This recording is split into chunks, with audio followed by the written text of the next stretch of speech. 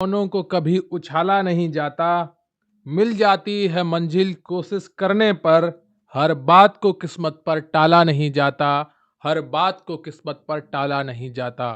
नमस्कार, जय हिंद दोस्तों, स्वागत है आपका quick revision classes YouTube channel पर। आज आपका है मॉक टेस्ट नंबर 32 और प्रश्न यहीं से आएगा। पढ़ेंगे आप मेरे साथ तो आपको यकीन आएगा। यही मौका है आपके पास अपनी तैयारी पूरी करने का, अपने लिए मेहनत करने का, अपने आने वाले कल को स्वर्णिम बनाने का। तो मुख्य सेविका भर्ती 2022 के ऑफिशियल सिलेबस पर आधारित आज का मॉक टेस्ट काफी शानदार होने वाला है। बस एक एनर्जी के साथ, एक सकारात्मक सोच के साथ आपको सभी प्रश्नों को करना है और निश्चित रूप से आपको बहुत ही आनंद आने वाला है। तो चलिए बिना वक्त गवाए शुरू करेंगे आज का मॉक टेस्ट। लेकिन उससे पहले मैं आपको एक छोटी सी जानकारी बताना चाहता हूं कि हमारे चैनल पर मुख्य सेविका स्पेशल पीडीएफ बैच चल रहा है, जिसकी फीस मात्र 505 रुपए है। अगर आपने सपना देखा है मुख्य सेविका भर्ती में अपना स्थान पक्का करने का, अगर आपको अपनी काबिलियत पर भरोसा है, अगर आप इस भर्ती में अपनी नौकरी पक्का करना चाहते हैं, तो जरूर जुड़िए मुख्य सेविका गरिमा बैच से मात्र 505 रुपए में। इस बैच में आपको सभी क्लासेस की पीडीएफ मिलेंगी, नोट्स की पीडीएफ मिलेंगी, 10 फुल पेपर जैसे मॉक टेस्ट और उनका सोल्यूशन भी कराया जाएगा। इसके अलावा आपको वन लाइनर्स नोट्स भी दिए जाएंगे और पूरे सिलेबस का रिवीजन कराया जाएगा। तो एक एक चीज आपको बहुत ही अच्छे से मिलेगी, बहुत ही क्वालिटी वाली पीडीएफ मिलेंगी, जिससे आप अपनी तैयारी को मजबूत कर सकेंगे। तो इससे जुड़ने के लिए आप व्हाट्सएप 94 533 66 279 पर मैसेज करिए, वहां पर पूरी जानकारी आपको प्रोवाइड कर दी जाएगी। या टेलीग्राम पर आप क्यूआरसी हेल्प सर्च करिए, वहां पर भी आपको पूरी जानकारी प्रोवाइड कर दी जाएगी। टेलीग्राम का लिंक आपको डिस्क्रिप्शन बॉक्स में मिल जाएगा, वहां से भी आप इस बैच से जुड़ सकते हैं। तो मात्र 505 रुपए में आप 40 से 45 हजार तक की नौकरी का सफर तय कर सकते हैं। तो जरूर जुड़िए मुख्य सेविका गरिमा बैच से, अगर आपने सपना देखा है मुख्य सेविका भर्ती में अपना स्थान पक्का करने का। तो चलिए बिना वक्त गवाए शुरू करते हैं आज का मॉक टेस्ट नंबर 32।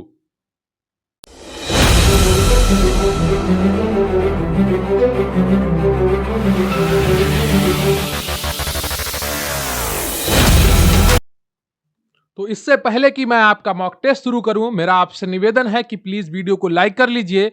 चैनल पर नए हैं तो चैनल को सब्सक्राइब कर लीजिए। आपके कमेंट बहुत ही महत्वपूर्ण होते हैं, तो कमेंट करके जरूर बताइएगा कि आज का मॉक टेस्ट आपको कैसा लगा, आज के प्रश्नों का स्तर कैसा लगा। और अगर आपके मन में कोई अन्य सवाल है, दुविधा है, उसको कमेंट बॉक्स में जरूर लिखिएगा। मैं आपकी सभी दुविधाओं को दूर करने की पूरी कोशिश करूंगा। तो बने रहिएगा वीडियो के अंत तक, निश्चित रूप से आपका फायदा होने वाला है। तो आज का जो आपके लिए प्रश्न है वो है डब्ल्यूएचओ के अनुसार, यानी कि वर्ल्ड हेल्थ ऑर्गेनाइजेशन के अनुसार, शिशुओं के भोजन के लिए स्तनपान एकमात्र इष्टतम तरीका है, इसे कब तक किया जाना चाहिए? तो बताइए कौन सी अवधि तक स्तनपान शिशुओं को कराया जाना चाहिए? तो इसका ऑप्शन जो है आपके जन्म से 6 माह तक, या जन्म 6 माह से 1 वर्ष तक, या जन्म से 1 वर्ष तक, या जन्म से 2 वर्ष तक। तो बताइए एबीसीडी में कौन सा ऑप्शन आपका सही हो जाएगा? प्रश्न है आपका, डब्ल्यूएचओ के अनुसार शिशुओं के भोजन के लिए स्तनपान एकमात्र इष्टतम तरीका है, इसे कब तक किया जाना चाहिए? बताइए। इनमें इसका उत्तर आपको कमेंट बॉक्स में लिखना है और मुझे इंतजार रहेगा आपके कमेंट्स का। तो चलिए शुरू करते हैं आज का मॉक टेस्ट। क्वेश्चन नंबर आपका 51 है कि एक उपकरण जो भ्रूण के ऑक्सीजन संतृप्ति को सीधे तथा वास्तविक समय में मापता है वह है, बताइए। एक उपकरण जो भ्रूण के ऑक्सीजन संतृप्ति को सीधे तथा वास्तविक समय में मापता है वह क्या है? अल्ट्रासोनोग्राफी है, या भ्रूण स्काल्प उत्तेजना है, या भ्रूण पल्स ऑक्सीमेट्री है, या विब्रोकॉस्टिक उत्तेजना है? तो बताइए एबीसीडी में कौन सा ऑप्शन आपका सही हो जाएगा? एक उपकरण जो भ्रूण के ऑक्सीजन संतृप्ति को सीधे तथा वास्तविक समय में मापता है वह है, बताइए। एक सकारात्मक सोच के साथ वीडियो के अंत तक बने रहिएगा। निश्चित रूप से आप यहां से 1 से 2 प्रश्न ऐसे लेके जाएंगे जो आपकी आने वाली परीक्षा में जरूर दिखाई देंगे। तो बताइए एक उपकरण जो भ्रूण के ऑक्सीजन संतृप्ति को सीधे तथा वास्तविक समय में मापता है वह क्या है? बताइए। 51 का कौन सा ऑप्शन आपका सही हो जाएगा? बताइए। तो इसका सही ऑप्शन जो है आपका वो सी है। कौन सा है? सी ऑप्शन आपका बिल्कुल सही है। भ्रूण पल्स ऑक्सीमेट्री। क्लियर है आपको? सी ऑप्शन आपका बिल्कुल सही है। तो एक उपकरण जो भ्रूण की ऑक्सीजन संतृप्ति को सीधे और वास्तविक समय में मापता है, उसे भ्रूण पल्स ऑक्सीमेट्री कहते हैं। क्लियर है आपको? यह बच्चे के रक्त में उपस्थित ऑक्सीजन की मात्रा को अच्छे से मापता है। क्लियर है आपको? तो आपका ऑप्शन बिल्कुल सी बिल्कुल सही हो जाएगा।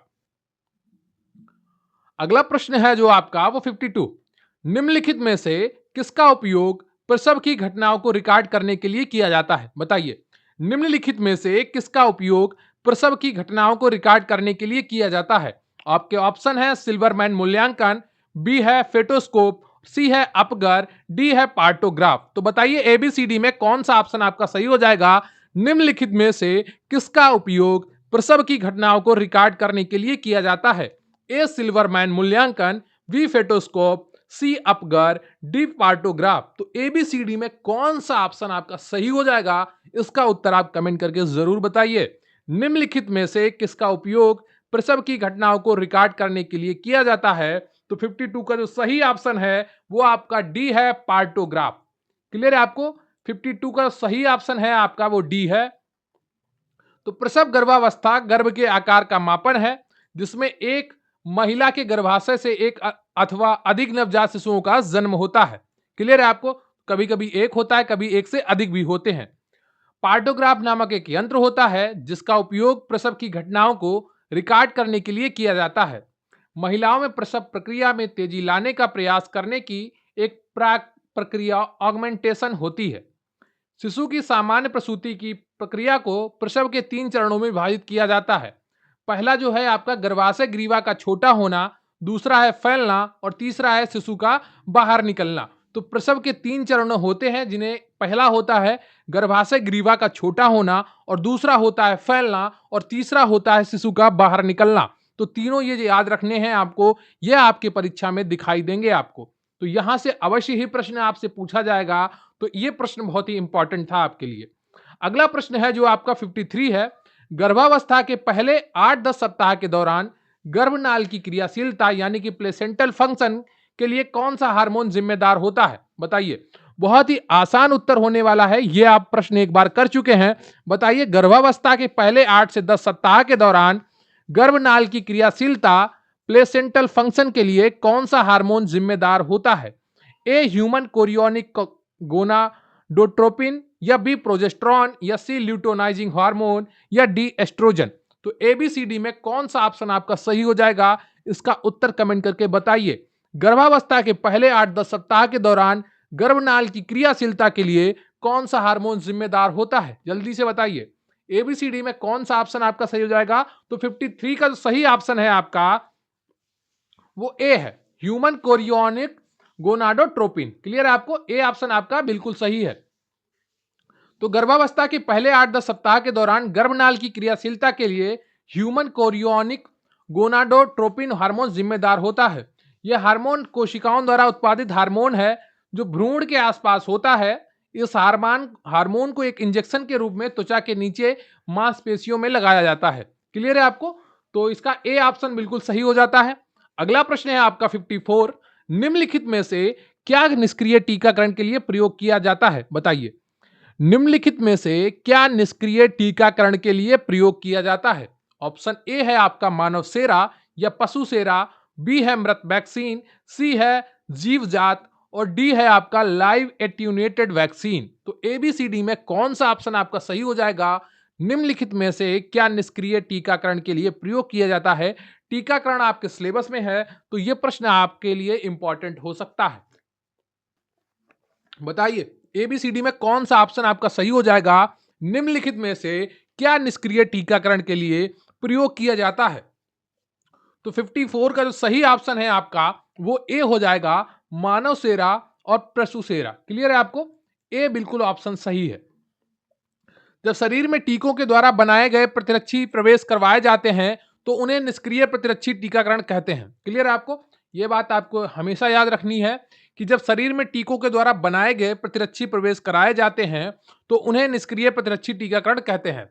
निष्क्रिय प्रतिरक्षा एंटीबॉडी की अचल प्रतिरक्षा का हस्तांतरण है। यह प्राकृतिक रूप से तब होती है जब मातृ प्रतिपिंड अपरा के माध्यम से भ्रूण को स्थानांतरित कर दी जाती है। इस उद्देश्य के लिए इस्तेमाल किए जाने वाले एजेंट हैं मानव या प्राणी के मूल हाइपर ह्यूमन सेरा। क्लियर है आपको? तो स्वास्थ्यवर्धक सेरा मानव गामा ग्लोब्यूलिन तथा एक लोनल प्रतिपिंड सम्मिलित है। क्लियर है आपको? तो एक एक प्रश्न आपके लिए महत्वपूर्ण है, बस लगातार आपको देखते रहना है। अगर कोई प्रश्न कठिन लगता है तो उसको देखकर आपको घबराना नहीं है, बस उस प्रश्न को लगातार पढ़ना है, जैसे आप हाई स्कूल और इंटर में करते थे कि कठिन चीजों को रट्टा मार लेते थे। क्लियर है आपको? तो यहां पर भी आपको ऐसा ही करना है, क्योंकि सिलेबस आपका बहुत ज्यादा नहीं है। यहां पर आप रट्टा मार सकते हैं कठिन चीजों का। अगला प्रश्न है आपका 55। फ्राइड के अनुसार व्यक्ति सिर्फ तभी परिपक्व वयस्क बन सकता है यदि स्वस्थ। क्लियर है आपको? तो यह प्रश्न है आपका कि फ्राइड के अनुसार व्यक्ति सिर्फ तभी परिपक्व वयस्क बन सकता है यदि स्वस्थ विकास के दौरान गुणात्मक परिवर्तन हुए हों, या भावनात्मक का समाधान हो गया है, या बच्चे के दोनों अभिभावक हैं, या बच्चे को शारीरिक समृद्धि के लिए अवसर प्राप्त हुए हैं। तो बताइए एबीसीडी में कौन सा ऑप्शन आपका सही हो जाएगा? बताइए। फ्राइड के अनुसार व्यक्ति सिर्फ तभी परिपक्व वयस्क बन सकता है यदि स्वस्थ। बताइए। तो 55 का सही ऑप्शन है आपका बी, भावनात्मक का समाधान हो गया हो। क्लियर है आपको? कोई जो भावनाओं के रूप में परेशान रहता है उसका सही से विकास नहीं हो पाता और वो सही से परिपक्व भी नहीं बन पाता है। ये तो सामान्य जानकारी है, किसी को भी समझ में आ जाएगी। तो फ्राइड के अनुसार व्यक्ति सिर्फ तभी परिपक्व स्वस्थ वयस्क बन सकता है यदि भावनात्मक द्वंद्वों का समाधान हो गया हो। क्लियर है आपको? व्यक्तिगत व्यक्तित्व के विकास संबंधी सिद्धांत अनेकों वैज्ञानिकों ने प्रतिपादित किए हैं। यहां पर प्रतिपादित होगा, ठीक है, प्रा और जुड़ेगा यहां पर, तो ये आप ध्यान रखिएगा, प्रतिपादित किया है। किसी भी अन्य मनोवैज्ञानिक की अपेक्षा फ्राइड व्यक्तित्व और व्यक्तित्व विकास संबंधी अन्वेषणों को बहुत अधिक भावित किया है। प्रभावित होगा, यहां पर भी, यहां पर से भी प्रा गायब है, तो ये आप ध्यान रखेंगे। अपने विस्तृत अनुभव के आधार पर उन्होंने व्यक्तित्व विकास संबंधी सिद्धांत का प्रतिपादन किया है। क्लियर है आपको? तो फ्रायड का मानना था कि व्यक्ति तभी परिपक्व और स्वस्थ वयस्क बन पाएगा, जो बच्चा है वो तभी परिपक्व हो पाएगा, तभी स्वस्थ वयस्क बन पाएगा, जब उसके अंदर जो भावनात्मक द्वंद्व चल रहे हैं उनका समाधान हो गया हो। क्लियर है आपको? आपने अक्सर देखा होगा कि 12 से 17-18 साल की लड़कियों की ज्यादातर मानसिक स्थिति खराब हो जाती है, क्योंकि तब उनके मन में बहुत ही ज्यादा मानसिक द्वंद्व चल रहे होते हैं शारीरिक परिवर्तनों की वजह से, जिसका वो समाधान नहीं कर पाती हैं, जिसके बारे में वो किसी से बात नहीं कर पाती हैं, और वो मानसिक तौर पर पीड़ित हो जाती हैं। क्लियर है आपको? तो आपका बी ऑप्शन बिल्कुल सही हो जाता है यहां पर, जो 55 का है। अब बात करेंगे हम लोग क्वेश्चन नंबर 56 की। तो बहुत ही आसान है इसका उत्तर, जल्दी से बताइएगा। जीन पियाजे के अनुसार वर्णित कॉग्निटिव विकास की सेंसरी मोटर अवस्था है। बताइए। जीन पियाजे के अनुसार वर्णित कॉग्निटिव विकास की सेंसरी मोटर अवस्था है। 0 से 2 वर्ष है, या 2 से 7 वर्ष है, या 7 से 11 वर्ष है, या 11 से 16 वर्ष है।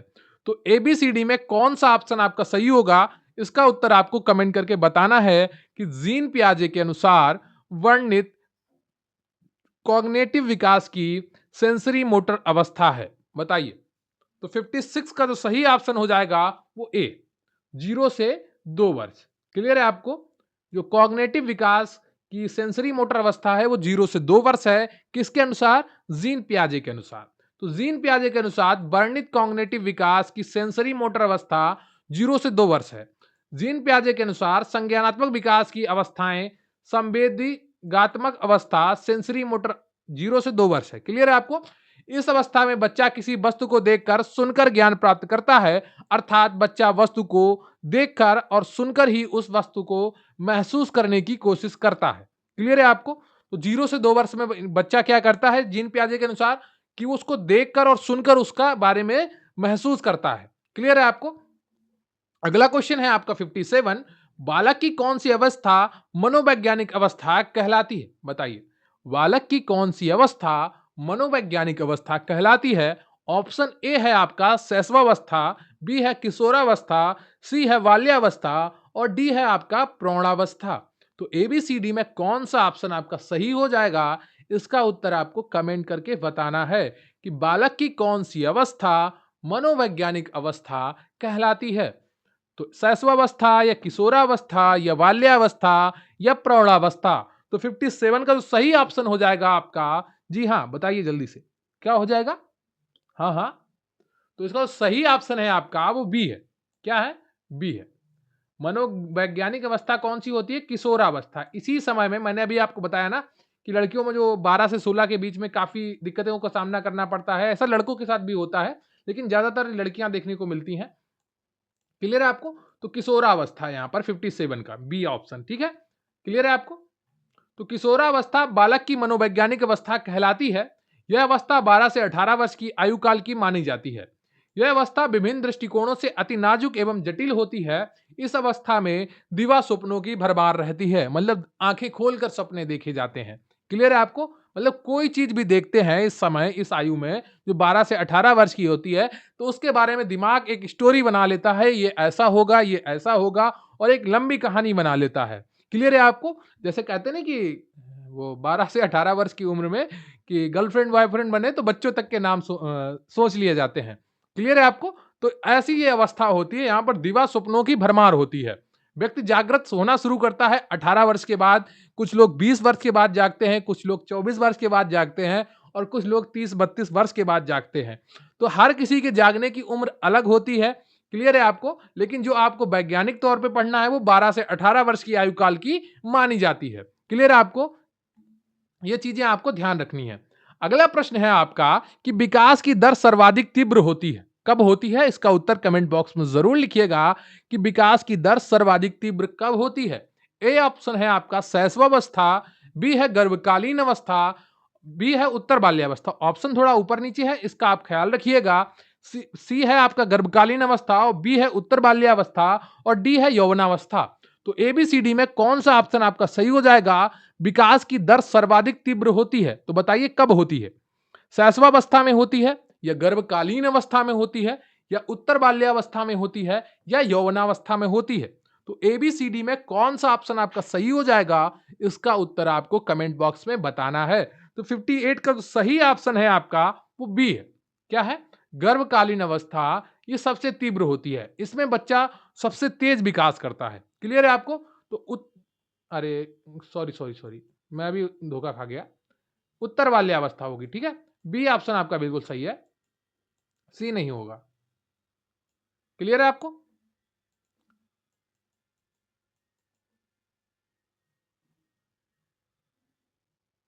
ठीक है, उत्तर बाल्यावस्था हो जाएगी आपका 58 का बी ऑप्शन बिल्कुल सही हो जाएगा। तो अगला क्वेश्चन है आपका 59। विकास का अर्थ है व्यवस्थित परिवर्तन जो परिपक्वता की प्राप्ति में सहायक हो, यह कथन है। बताइए, विकास का अर्थ है व्यवस्थित परिवर्तन जो परिपक्वता की प्राप्ति में सहायक हो, यह कथन किसका है? ए हॉरलॉक का है, बी फ्रायड का है, सी मुनरो का है, डी ड्रेवर का है। तो बताइए एबीसीडी में कौन सा ऑप्शन आपका सही हो जाएगा? विकास का अर्थ है व्यवस्थित परिवर्तन जो परिपक्वता की प्राप्ति में सहायक हो, यह कथन किसका है? ए हॉरलॉक का, बी फ्रायड का, सी मुनरो का, डी ड्रेवर का। तो 59 का जो सही ऑप्शन है आपका वो कौन सा हो जाएगा? बताइए। तो 59 का जो सही ऑप्शन है आपका वो ए है, हरलाक का है। क्लियर है आपको? हरलाक का है। तो विकास का अर्थ है व्यवस्थित परिवर्तन जो परिपक्वता की प्राप्ति में सहायक हो, यह कथन हरलाक महोदय का है। क्लियर है आपको? ड्रेयर के अनुसार विकास प्रणाली में प्रगतिशील परिवर्तन है जो कि किसी निश्चय लक्ष्य की ओर निरंतर निर्देशित रहते हैं। क्लियर है आपको? तो ड्रेयर के अनुसार विकास प्रणाली में प्रगतिशील परिवर्तन होते हैं जो कि किसी निश्चित लक्ष्य, मतलब एक फिक्स टारगेट है, उसकी ओर निरंतर निर्देशित होते रहते हैं। सॉरी। अगला जो है आपकी मुनरो के शब्दों में विकास की परिवर्तन क्या है? विकास परिवर्तन कि विकास परिवर्तन श्रृंखला की वह अवस्था है जिसमें बालक भ्रूणावस्था से प्रौढ़ावस्था तक गुजरता है। क्लियर है आपको? अगला प्रश्न है जो आपका वो 60वां है कि शैशव काल के दौरान आमतौर पर किनसे डर का अनुभव किया जाता है? बताइए, शैशव काल के दौरान आमतौर पर किनसे डर का अनुभव किया जाता है? ए अजनबियों का डर, बी अंधकार का डर, सी पशुओं का डर, और डी भूतों का डर। तो एबीसीडी में कौन सा ऑप्शन सही हो जाएगा आपका? इसका उत्तर आपको कमेंट बॉक्स में बताना है। तो 60 का जो सही ऑप्शन है आपका वो ए है। क्लियर है आपको? कौन सा है? ए है अजनबियों का डर। ए ऑप्शन आपका बिल्कुल सही है। तो शैशव काल के दौरान आमतौर पर बच्चे अजनबियों से डरते हैं, क्योंकि वो अजनबियों को पहली बार देखते हैं और चिल्लाने लगते हैं और उनकी गोद में नहीं जाते हैं। बच्चों के मन में अजनबियों को देखकर असुरक्षा की भावना पैदा होती है। क्लियर है आपको? अगला प्रश्न है आपका 61। किस अवस्था में भ्रूण की लंबाई आधा इंच से 2 इंच तक होती है? बहुत ही आसान उत्तर है आपके लिए। इसका उत्तर आपको बताना है, किस अवस्था में भ्रूण की लंबाई आधा इंच से 2 इंच तक होती है। तो ए बीजावस्था, बी ग्रेन्युलर अवस्था, सी भ्रूण अवस्था, डी गर्भस्थ शिशु अवस्था। तो एबीसीडी में कौन सा ऑप्शन आपका सही है? किस अवस्था में भ्रूण की लंबाई आधा इंच से 2 इंच तक होती है? तो बताइए 61 का कौन सा ऑप्शन आपका सही हो जाएगा? तो 61 का जो सही ऑप्शन है आपका वो सी है। क्लियर है आपको? भ्रूण अवस्था में सी ऑप्शन आपका बिल्कुल सही है।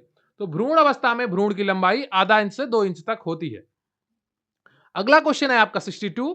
एक शिशु की पहली स्वैच्छिक गतिविधि है जिसमें संपूर्ण शरीर सम्मिलित होता है। ये क्वेश्चन भी बहुत ही आसान है और आपकी परीक्षा में आने की संभावना रखता है। तो बताइए कौन सा ऑप्शन इसमें सही हो जाएगा? एक शिशु की पहली स्वैच्छिक गतिविधि है जिसमें संपूर्ण शरीर सम्मिलित होता है। ए ऑप्शन है घुटनों के बल चलना, बी है रेंगना, सी है पलटना और डी है बिना सहारे के बैठना। तो बताइए एबीसीडी में कौन सा ऑप्शन आपका सही हो जाएगा? एक शिशु की पहली स्वैच्छिक गतिविधि है जिसमें संपूर्ण शरीर सम्मिलित होता है।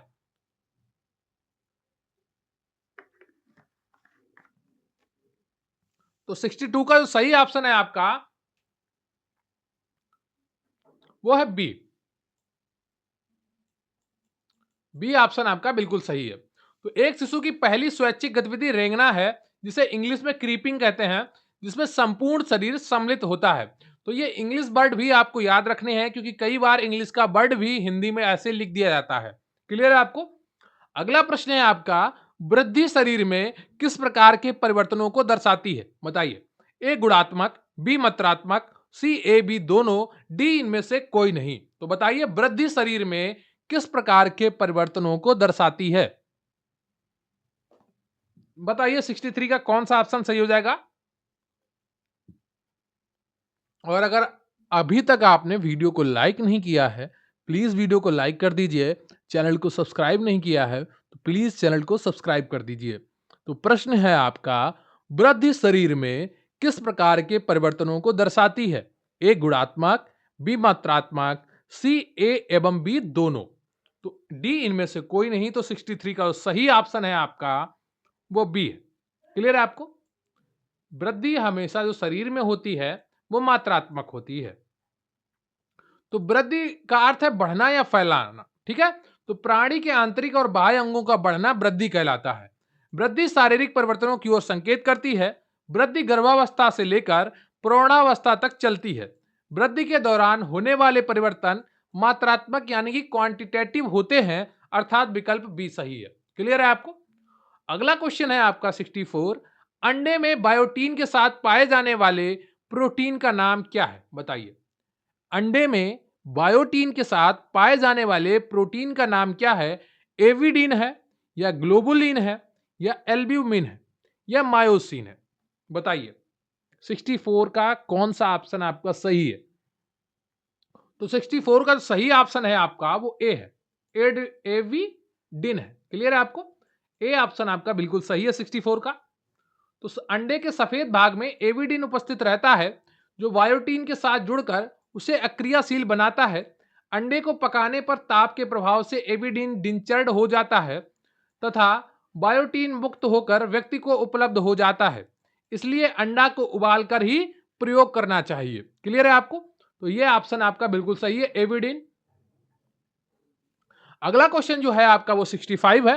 ताजे फल तथा सब्जियां आहार में सम्मिलित किए जाते हैं। कब किए जाते हैं? इसका उत्तर आपको जो बताएं कि शरीर निर्माणक आहार के रूप में, या ऊर्जा देने वाले आहार के रूप में, या सुरक्षात्मक आहार के रूप में, या डी इनमें से कोई नहीं। तो ताजे फल तथा सब्जियां आहार में सम्मिलित किए जाते हैं, तो किस रूप में सम्मिलित किए जाते हैं? इसका उत्तर आपको बताना है। तो बताइए ताजे फल तथा सब्जियां आहार में सम्मिलित किए जाते हैं। तो 65 का जो सही ऑप्शन है आपका वो सी है, सुरक्षात्मक आहार के रूप में। क्लियर है आपको? सी ऑप्शन आपका बिल्कुल सही हो जाता है 65 का। तो भोजन में ताजे फल तथा सब्जियां सुरक्षात्मक आहार के रूप में प्रयोग किया जाता है, क्योंकि फल तथा ताजे सब्जियों में कई ऐसे गुण होते हैं जो शरीर को बिना नुकसान पहुंचाए स्वस्थ बनाए रखने तथा कई प्रकार के रोगों से निजात दिलाने में मदद करते हैं। क्लियर है आपको? तो सी ऑप्शन आपका बिल्कुल सही हो जाएगा 65 का। तो एक अध्ययन के अनुसार फलों एवं हरी सब्जियों के सेवन से हृदय, मोटापा, कैंसर, रक्तचाप तथा आंखों आदि संबंधी रोगों से बचा जा सकता है। फलों तथा हरी सब्जियों में एंटीऑक्सीडेंट की मात्रा अधिक होती है, जिससे शरीर की प्रतिरोधक क्षमता बढ़ जाती है। अगला क्वेश्चन है आपका कि चीनी को अपमिश्रित किया जाता है सफेद पत्थर से या माड़ी से या सीरा से या इनमें से कोई नहीं। तो एबीसीडी में कौन सा ऑप्शन आपका सही हो जाएगा, इसका उत्तर कमेंट करके जल्दी से बताइए। चीनी को अपमिश्रित किया जाता है, बताइए किससे किया जाता है। 66 का कौन सा ऑप्शन आपका सही हो जाएगा। तो 66 का जो सही ऑप्शन है आपका वो कौन सा है। ए ऑप्शन आपका बिल्कुल सही है 66 का। क्लियर है आप? सफेद पत्थर से। तो चीनी को सफेद पत्थर नामक पदार्थ में अपमिश्रित कर दिया जाता है, जिससे मिलावट का पता ना चल सके। जो मिलावट वाली दुकानें होती हैं वहां पर ये होता है। पहले लगभग पूरे भारत में ऐसा होता था कि चावल में कंकड़ मिला दिया, चीनी में कंकड़ मिला दिया, बेसन में आटा मिला दिया, ये सब होता था। लेकिन वर्तमान समय में अब अच्छी जगहों पर यह नहीं देखने को मिलता है। बाकी ग्रामीण इलाकों में क्या हो रहा है, पिछड़े इलाकों में क्या हो रहा है, उसकी जानकारी मुझे नहीं है। लेकिन जो अब अच्छी जगह हैं, जैसे महानगर हैं, अच्छी जिले हैं, वहाँ पर ये सब चीज़ें अब देखने को नहीं मिलती हैं। लेकिन पहले ये बहुत होता था कि पत्थर मिला दिया, चावल में ज़ाहिर तौर पे प पत्थर निकलते थे पहले बहुत, अब नहीं होता है ऐसा, ठीक है? तो चीनी, शुगर या शर्करा एक क्रिस्टलीय खाद्य पदार्थ है जो गन्ने या चुकंदर से प्राप्त किया जाता है। इसमें मुख्यतः सुक्रोज, लैक्टोज एवं फ्रक्टोज उपस्थित होता है। क्लियर है आपको? विश्व में प्रति व्यक्ति चीनी की खपत सर्वाधिक मात्रा में ब्राजील में होती है। भले ही हम हर त्योहार पे मिठाई मिठाई करते हैं, पर सर्वाधिक चीनी की खपत ब्राजील में होती है। क्लियर है आपको? आपका अगला प्रश्न है कि चाय में पाया जाता है थियोफाइलिन या कैफीन या दैनिक एसिड या इनमें से सभी। तो एबीसीडी में कौन सा ऑप्शन आपका सही है, इसका उत्तर आप कमेंट करके जरूर बताइए।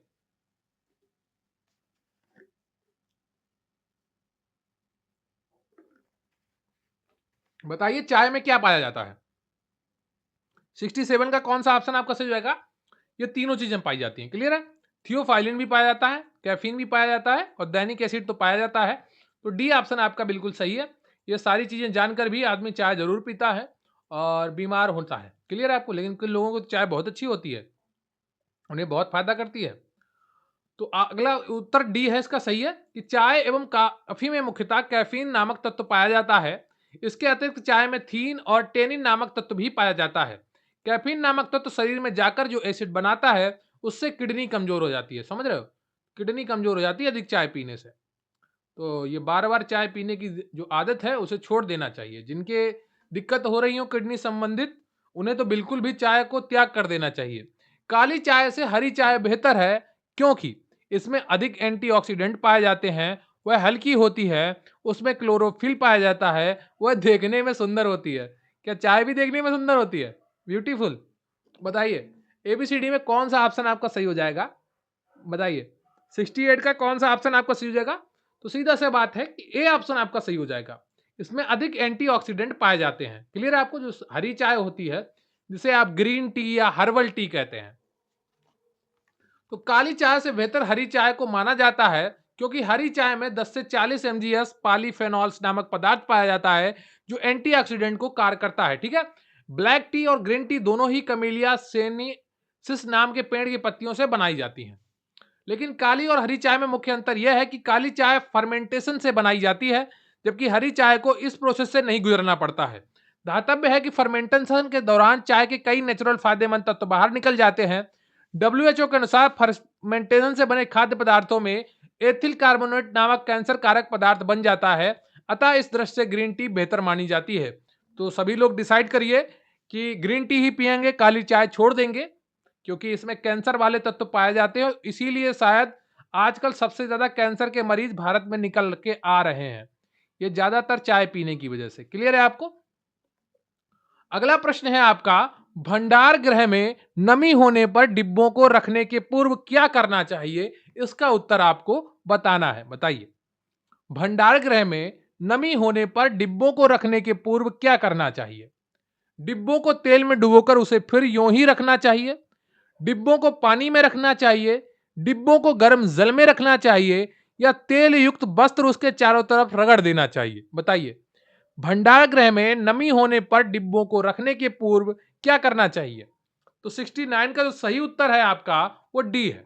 बहुत ही आसान उत्तर है। तेल युक्त वस्त्र उसके चारों तरफ रगड़ देने चाहिए। तो डी ऑप्शन आपका बहुत सही है। भंडार गृह में नमी होने पर डिब्बों को रखने के पूर्व तेल युक्त वस्त्र उसके चारों तरफ रगड़ देना चाहिए, जिससे नमी युक्त वायु डिब्बों में प्रवेश न कर सके। सामान्यतः फलों को शक्कर के शरबत में डिब्बाबंदी की जाती है। डिब्बे में रखे फलों पर शरबत डालते समय उसे उबाल लिया जाता है। डिब्बे को सील करते समय डिब्बे के किनारे की चूड़ी भली भांति फिट होनी चाहिए। सील करने के बाद विसंक्रमण प्रक्रिया को समाप्त करने के लिए डिब्बों को गर्म जल में डाल दिया जाता है। उसके बाद डिब्बों को ठंडा किया जाता है, फिर उस पर लेबल चिपकाकर भंडारण गृह में रखा जाता है। क्लियर है आपको? अगला प्रश्न है आपका 70। GRAS से तात्पर्य है, इसका फुल फॉर्म आपको बताना है। बताइए क्या हो जाएगा इसका फुल फॉर्म? एबीसीडी में कौन सा ऑप्शन आपका सही हो जाएगा? मैं ज्यादा आपका समय नहीं लूंगा। इसका सही ऑप्शन है आपका वो बी है, generally recognised as safe. Clear है आपको? तो बी ऑप्शन आपका बिल्कुल सही है 70 का। तो GRAS यानी कि ग्रास से तात्पर्य जनरली रिकॉग्नाइज्ड एज सेफ होता है। आमतौर पर सुरक्षित GRAS के रूप में मान्यता प्राप्त एक संयुक्त राज्य खाद्य और औषधि प्रसाधन FDA पदनाम है कि भोजन में जोड़ा जाने वाला एक रसायन या पदार्थ विशेषज्ञों द्वारा सुरक्षित माना जाता है। बहुत तगड़ी साइंस लिखी होती है कहीं कहीं पर, तो उसको देखकर घबराइएगा नहीं। ठीक है, आपको 100 में से 100 प्रश्न नहीं सही करने हैं।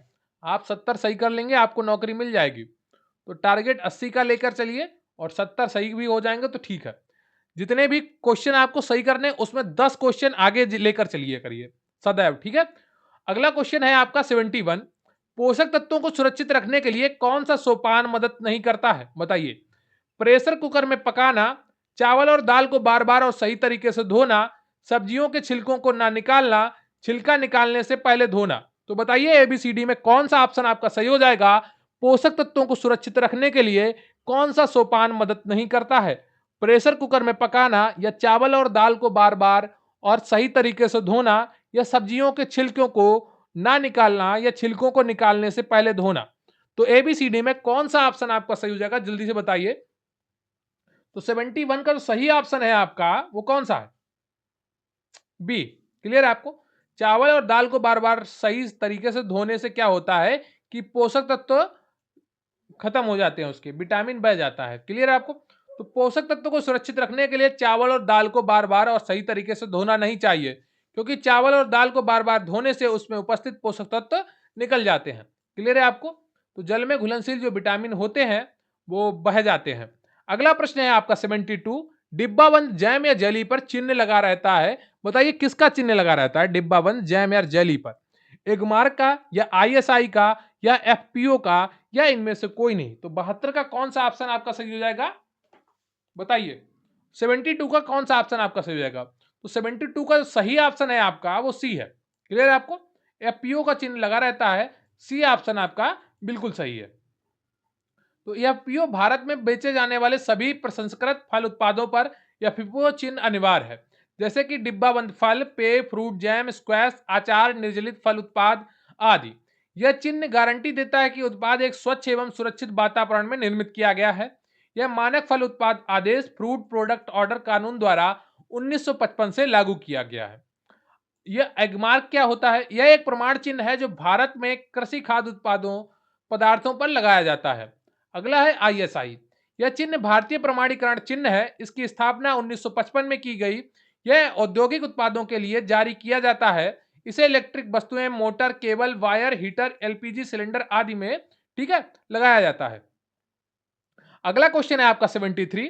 गर्भवती महिला के लिए लौह तत्व की प्रस्तावित आहारिक मात्रा ICMR 2010 के अनुसार कितनी है? बताइए। 2010 के अनुसार कितनी है? 32 mg प्रति डे, या 35 mg प्रति डे या 37 mg प्रति डे या 40 mg प्रति डे? बताइए इनमें से कौन सा ऑप्शन आपका सही हो जाएगा? तो 73 का सही ऑप्शन है आपके लिए वो बी है, 35 mg प्रति डे। तो कमेंट करके आप वर्तमान भी सही सही बताइएगा अगर आपको पता हो कि वर्तमान आईसीएमआर कितना है गर्भवती महिला के लिए। तो गर्भवती महिला के लिए लौह तत्व की प्रस्तावित आहारिक मात्रा 35 mg प्रति डे है और वर्तमान ये आईसीएमआर 2020 के अनुसार 40 mg प्रति डे है। क्लियर है आपको? अगला प्रश्न है आपका 74। नीचे सूचीबद्ध में कौन सा खाद्य पदार्थ ऐसा है जिसका सेवन शिशु को स्तनपान कराने से पहले किया जाए तो यह बच्चे को उत्तेजित करेगा और उसकी नींद में बाधा डालेगा? बताइए एबीसीडी में कौन सा ऑप्शन आपका सही है? ए कॉफी, बी दूध, फल का रस, सोया मिल्क। तो एबीसीडी में कौन सा ऑप्शन आपका सही है बताइए।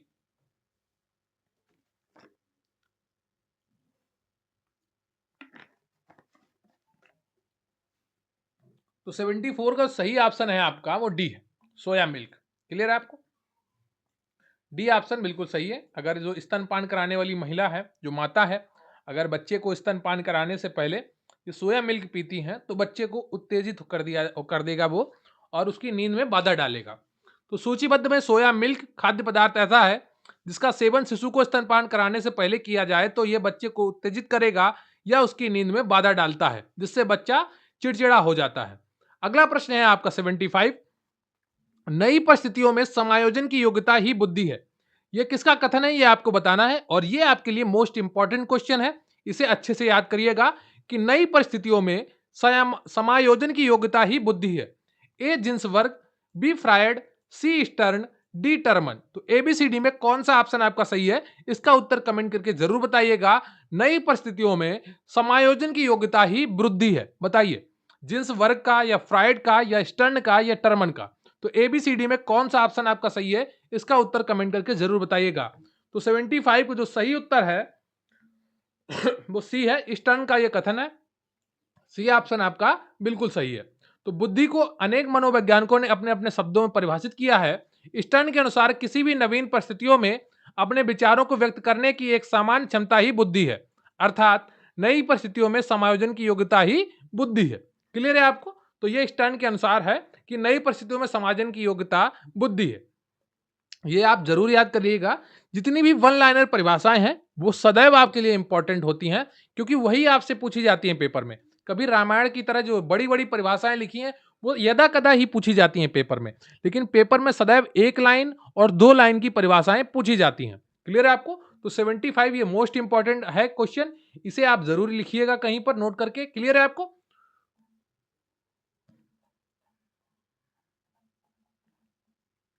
तो ये रहा आपका मॉक टेस्ट नंबर 32। कमेंट करके जरूर बताइएगा कि आपके टोटल कितने प्रश्न सही हुए और आज का मॉक टेस्ट करके आपको कैसा लगा। आप लगातार पढ़ते रहिए, निश्चित रूप से आपको फायदा मिलने वाला है। जितनी आप मेहनत करेंगे उतना ही आपका भविष्य सुनहरा होने वाला है। तो प्रश्न बहुत ही अच्छे थे जितने भी मैंने कराए हैं और एक सकारात्मक एनर्जी के साथ सब हमेशा पढ़ाई किया करिए। कोई प्रश्न कठिन लगता है लगने दीजिए, अरे बार बार पढ़ेंगे आएगा, ठीक है? नहीं आएगा तो कोई दिक्कत नहीं, पर लगातार पढ़ना जरूरी है, लगातार अपने सिलेबस से जुड़े रहना जरूरी है। क्लियर है आपको? सिर्फ सिलेबस पढ़ने से कुछ नहीं होने वाला। जो लगातार पढ़ रहा है वो निश्चित रूप से ये बात समझ रहा होगा कि पहले दिन किस स्थिति में था और ये 32 मॉक टेस्ट करने के बाद किस स्थिति में है। तो अगर आपने अभी तक यहां तक वीडियो देखा है तो कमेंट करके जय हिंद जय भारत जरूर लिखिएगा। मुझे आपके कमेंट्स का इंतजार रहेगा कि आप लोग पढ़ाई किस तरह से कर रहे हैं, किस लेवल की कर रहे हैं। क्लियर है आपको? तो तैयारी करते रहिए और मेरी आपके लिए सदैव शुभकामनाएं रहती हैं। वैसे आज भी मैं आपको शुभकामनाएं दे रहा हूं, आपके उज्जवल भविष्य की कामना करता हूं और लगातार अपने खुद से जुड़े रहिए, खुद को पहचानते रहिए, खुद पर काम करते रहिए। क्लियर है आपको? तो बहुत बहुत धन्यवाद। अगर आपने अभी तक वीडियो को लाइक नहीं किया है प्लीज वीडियो को लाइक कर लीजिए, चैनल को सब्सक्राइब नहीं किया है तो चैनल को सब्सक्राइब कर लीजिए और कमेंट करके जरूर बताइएगा जो आज का प्रश्न था और आज का वीडियो कैसा लगा आपको। क्लियर है आपको? और कितने प्रश्न आपके सही हुए ये सब कमेंट करके जरूर बताइएगा। तो बहुत बहुत धन्यवाद आपका। Thank you very much. जय हिंद, जय भारत।